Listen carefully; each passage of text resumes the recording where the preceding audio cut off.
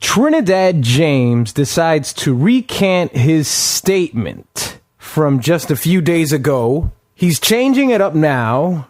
He's saying that his comment about the South running New York City musically was simply commentary on the state of New York hip-hop radio-wise. Radio stations don't play that real underground music. He wants to hear that real East Coast underground music. If he wanted to hear the Southern music, he'd be in the South. So when he comes to New York City, he wants to hear New York artists. And yes, I understand that this is bullshit. I'm just informing you. And what I'm going to do now is let you know what the fuck I think. Here's the thing. The manner in which he said what he said last week. We run you guys musically. If you got a problem with it, we could do something about it because I don't give a fuck. You know, your bloggers are better in New York City. Shout out to Elliot Wilson. All that shit that he did totally ruins any sort of a benefit of a doubt that he meant to say something positive. Because I saw him, he actually made these statements a couple days ago. I saw him in a Revolt TV interview where he said, well, I'm not the one that's ruining hip hop. It's the bloggers, it's radio, it's the magazines that are ruining hip hop. So he's trying to, to turn the attention elsewhere, like he's not the problem. And I'm not saying that, Trinidad James is killing hip hop. I'm just saying that what he's doing is lame right now.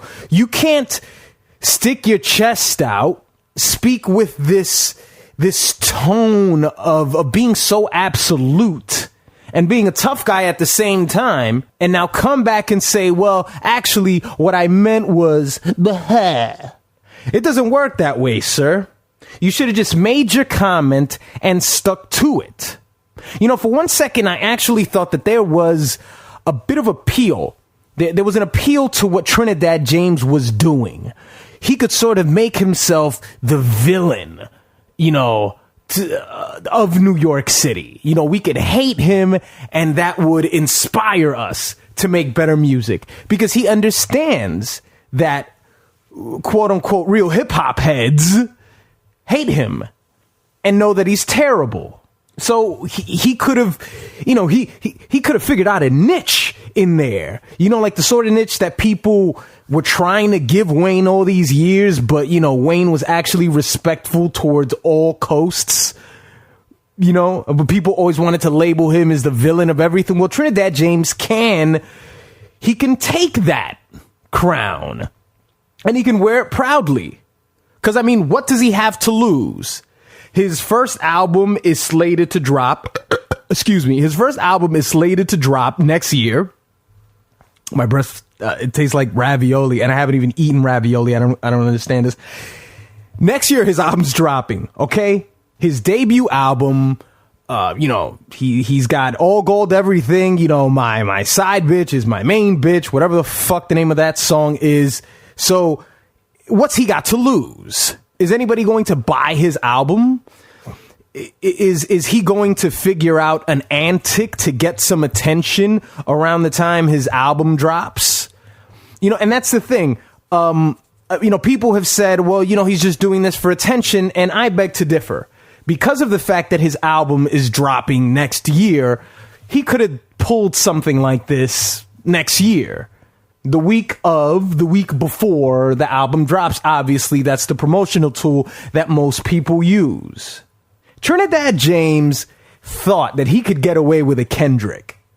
He thought he could get away with critiquing the mecca of hip hop and everything would just be A-OK. Now, don't get it twisted for a second.